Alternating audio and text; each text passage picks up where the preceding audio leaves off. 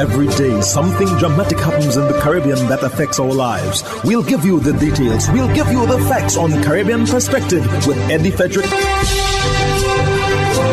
Here's Eddie Frederick. So glad you can join us. Guyana's opposition urges enhanced defense diplomacy amid Venezuela's threat. This story takes the lead in today's edition of Caribbean Perspective for Monday, 27th November 2023. Brought to you in association with our friends at Antillian Group. Details when we return. Believe in our strength, we'll stand by you. Protection from all, perils big and small. Reassurance we give, it's so glad to see. Peace of mind, that's our service guarantee. We look after all our family. Yes, we do at every opportunity. Antillian Group, underwriters of all classes of insurance solutions for your protection and investment. Live well financially.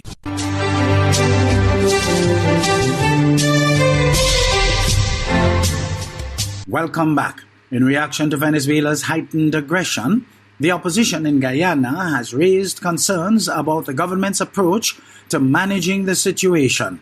They call for a more sincere and inclusive strategy to address these escalating tensions. The opposition's stance suggests a desire for broader collaboration and perhaps different tactics in dealing with the issue. HGP's Renetta Burnett provides a comprehensive overview of the opposition's concerns and their suggestions for a revised approach in her report. While the opposition and the government have committed to a united front on the Guyana-Venezuela territorial controversy, accusations of deviation have been leveled at the Ali-led administration. During a press conference on Friday, the opposition said the government must be genuine in upholding the consultative and inclusive process so that stakeholders would not have to resort to public forums to air their concerns. Over the past 6 decades, the Cooperative Republic of Ghana has depended and continued to depend, firstly, on defense diplomacy, underpinned and driven by Article 37 of our Constitution. Recognizing the imminent threat posed by Venezuela, Norton highlighted that the success of diplomatic endeavors rely on a coherent public education program. But not just diplomacy in the traditional sense, but one that is programmatic, robust and sustained, and which can succeed in blunting Venezuela's aggression and revanchist tendencies. We have succeeded in doing this in the past. We must succeed again. Failure is simply not an alternative. To this end, Norton noted that the government cannot take a partisan approach on the matter. The opposition wishes to place on record its dissatisfaction with the ineffective and partisan public education program of the government. There is need for a national task force to formulate and implement an efficient and effective public relations and public education program. Meanwhile, Alliance for Change leader Kemraj Ramjatan has recommended robust defense diplomacy at the international level, involving continuous diplomatic interactions to garner support and condemnation of Venezuela's actions. Such actions would give an aggressor cause to pause. The government of Ghana should immediately consider this type of diplomatic action instead of its current convoluted approach. Vice President Dr. Barajagio on Thursday explained that government has engaged its allies to ensure plans are in place for all eventualities should that Spanish-speaking nation make a move on Essequibo.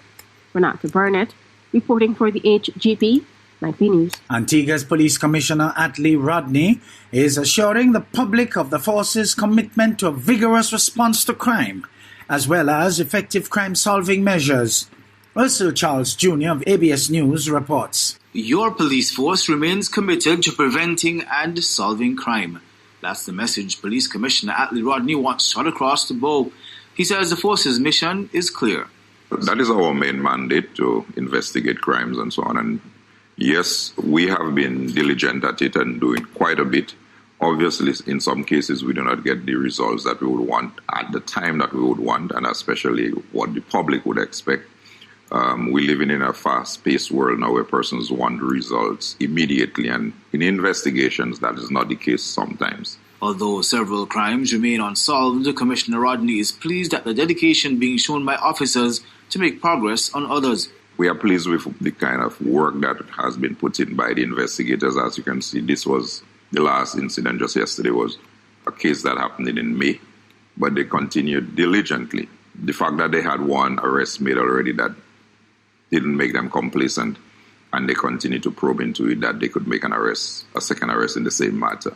Other cases, every day you go to the serious crime unit, you can see the dedication of those officers trying to dig in, trying to get questions answered, trying to get additional information. The recent arrest to which the Commissioner refers is that of Jasiba Shoy as a suspect in the May 22 murder of Rudy Shamali. Several challenges, however, have plagued investigations in other matters. Rodney explains. Well, the main thing would be lack of evidence. You cannot pursue a criminal case against somebody if you do not have the evidence. So that is the main crux of the matter, that way you have to be pursuing that level of evidence that is sufficient to take before the court. Yes, other factors do affect investigation, as you rightly say, manpower. The more hands you have on deck, the better you will get the work done, and faster you'll get the work done. So that can be a challenge. Sometimes persons have the information, and for one reason or the other do not wish to share the information. The Commissioner is therefore encouraging the public to confidentially provide information if they know something about ongoing investigations. For ABS News, I am Ursil Charles Jr.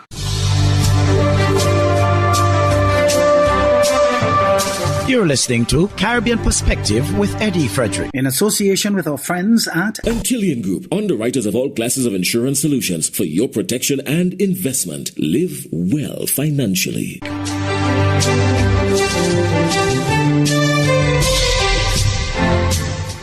Opposition Free National Movement FNM has conceded defeat in a recent by-election in Bimini in the Bahamas. Raven Davis of ZNS News tells us more. The opposition conceded to the West Grand Bahama and Bimini by-election results shortly after 7 p.m.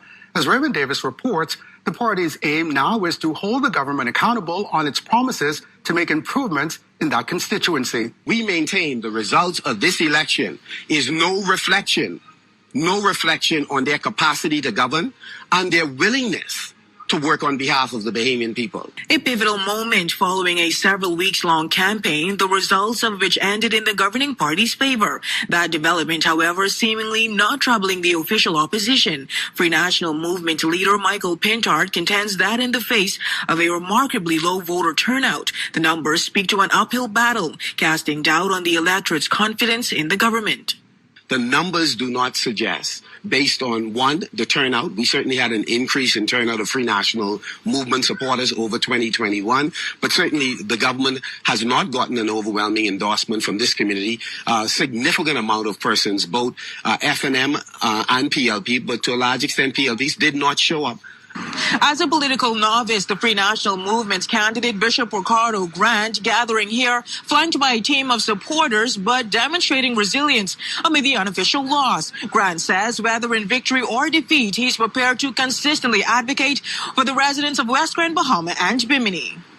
If you would have listened to us on the campaign trail, we would have continued to push the message. And one of the message that we have pushed forward, we were saying, no retreat, no surrender. Building on those sentiments, the FNM's candidate, Bishop Ricardo Grant, pledged to hold the government accountable for the betterment of a community he calls home. The Free National Movement is about governance, and real governance that matter, that will open doors and cause opportunities that is lifelong lasting for the future of the children and the future of our generations to come. Of the 5 candidates in the West Grand Bahama and Bimini by-election race, the PLP's Kingsley Smith secured a decisive win with 58% of the votes overshadowing the Free National Movement's 34%. For the Bahamas Tonight, the Northern Edition, I'm Raven Davis. Over in Jamaica, government declared 4 more states of emergencies. Ramon Gordon of CVM Live has more. The government has declared 4 new states of public emergency in Hanover, St. Catherine, Clarendon, and once again in crime-torn St. James. The development follows a SOE declared on November 8, which ended on Tuesday. That precedes the gruesome killing of 2 school children and a male in the parish. The police contended that the new SOE is in direct response to growing tensions in parts of the island. Clarendon recorded the 5th highest number of murders, 99, among all police divisions. The figure represents a 14% increase compared to the same period last year. Additionally, Clarendon and St. Catherine accounted for 24% of the nation's murders as of 2023. Governor General Sir Patrick Allen authorized the enhanced security measures upon the advice of Police Commissioner Major General Anthony Anderson and Chief of Defense Staff Rear Admiral Antoinette Wymas-Gorman. The SOEs commenced at 12:01 Thursday morning and will last an initial 14 days. Meanwhile, defending the measures, Assistant Commissioner of Police ACP Clifford Chambers says with the imposition of the previous SOE in St. James, the police have recorded no major crimes in the Western Parish. Since the state of the public emergency, there has been no major crimes reported in St. James. The Jamaica Constabulary Force remains steadfast in its mission. Moving forward, the St. James Police will intensify operational activities to identify, apprehend, and bring to justice other individuals who contribute to violence and instability in the community. Law enforcement is expecting similar results elsewhere. Ramon Gordon for CVM News. And now for a regional roundup with Cherise Gonzalez of HGP Nightly News out of Guyana. 10 pupils have been expelled from schools across Trinidad. This number is an increase from the 3 pupils who were permanently removed from schools last year, Minister of Education Dr. Nyland Dolly noted. Now the Cabinet has approved a mandatory program for expelled pupils, she said during a news conference at the Ministry of Education in Port of Spain. These expelled will now be transitioned to the military-led academic training program. However, Millet currently only caters for boys. The minister cautioned parents that the ministry would do everything in its power to disrupt learning in schools to ensure that teachers and students have a safe environment that is conducive to learning. Additionally, staff members have been hired to help with the transformative nature of school discipline, Dolly noted. The Energy Chamber has devised a 6-point plan aimed at developing local content in Trinidad and Tobago. Its chairman, Jerome Dukie, has stated. Dukie said while working on initiatives and activities to promote the development of local content, the Energy Chamber noted that success in local content initiatives requires collaboration at every level. The Energy Chamber has recognized the importance of its collaborative approach and how lobbying for opportunities in the upstream sector. It will then ultimately benefit both its members in the petrochemical and LNG sectors and all the local services companies who provide goods and services across the value chain. Dukie further admitted that the work that the Energy Chamber does in the area of local content development is not always communicated to its members in a way that shows the long-term benefits of these initiatives. We now bring you news from St. Kitts and Nevis. Prime Minister Terence Drew has called on St. Kitts and Nevis criminal element to reconsider the trajectory of their lives. Drew said his heart is broken by the murders of Laquani James, 29, and Kevin Collins, 24, which occurred at Lower Monkey Hill. Their deaths took the country's murder toll to 28. James and Collins were shot alongside Keejan Kanayar, who is warded at the Joseph N. France General Hospital. Drew said he cut short his birthday celebrations to personally visit the grieving families and is calling on islanders to come together to return their tropical homeland to a peaceful place. I am Cherise Gonzalez.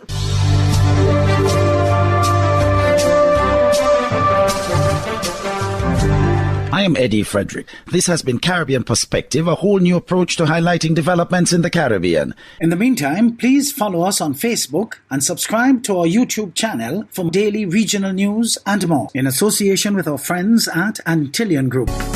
Believe in our strength, we'll stand by you. Protection from all perils big and small. Reassurance we give, it's so clear to see. Peace of mind, that's our service guarantee. We look after all our family. Yes, we do at every opportunity. Antillian Group, underwriters of all classes of insurance solutions for your protection and investment. Live well financially.